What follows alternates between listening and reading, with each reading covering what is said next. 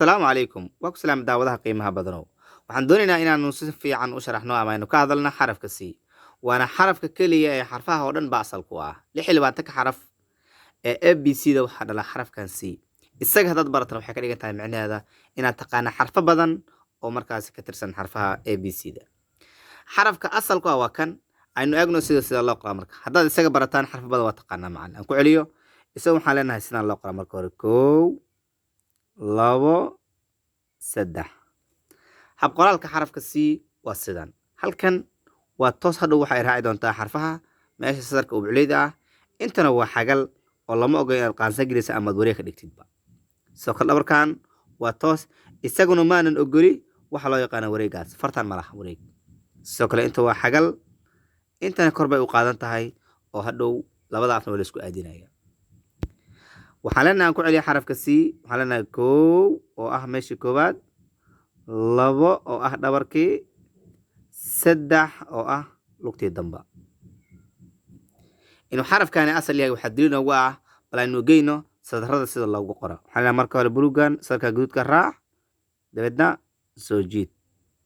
halka markaad taagan tahayna kor u qaad si fiican isaga fiiri macallin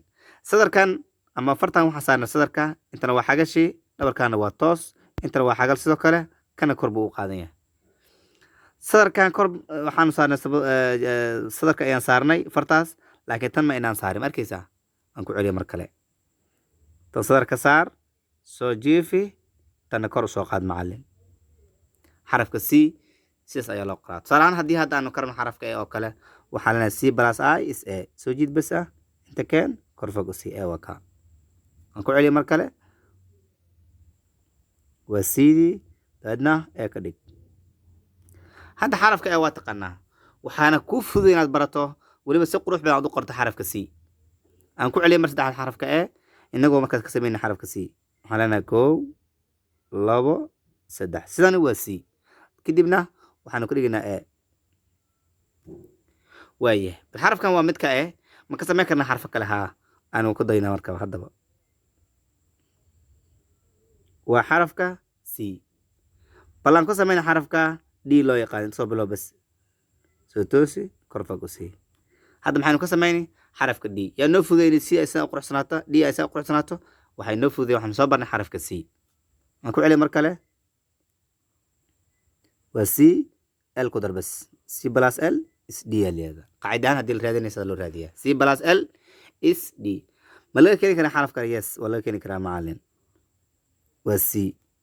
aynu ka samayna xarafka e waxaa leenahay bas soo jiid tan bartamaheeda ku dar waa ka ii qurux badan weeyaan ogow haddii ay c kaa qaldanto way kaa qaldayin xarfahan oo dhanba waa ka ma laga samayn karaa xaraf kale haa yes waa laga samayn karaa bal aan ka samayna xarafka g oo kale soo jiid sarkaan buluugkan kadibna kor fog u sii waa g qurux badan yaa qurxiyey spaceka ama quruxda g ayaa qurxisay c ayaa qurxisay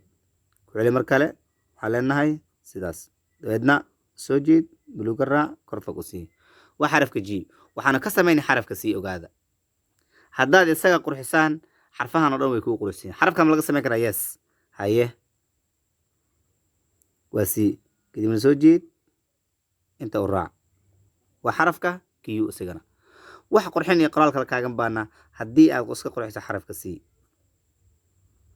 waa ka kadibna dhag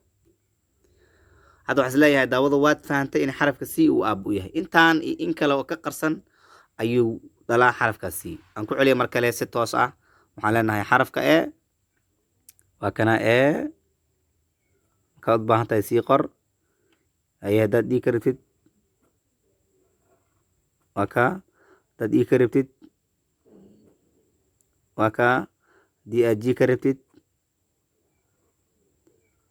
waa ka haddii aad q ka rabtid waa ka intaasoo dhanba waxaa lana xarafka c waxaa is leeyahay inaad wax badan ka fahantay isla markaana aad ku cibro qaadan doonto insha allahu tacaala xarfaha laga sameeyey c aad baad umahadsan tahay video labada saaxiibadaada sidoo kale online garay haddii aad ka heshay mahadsanid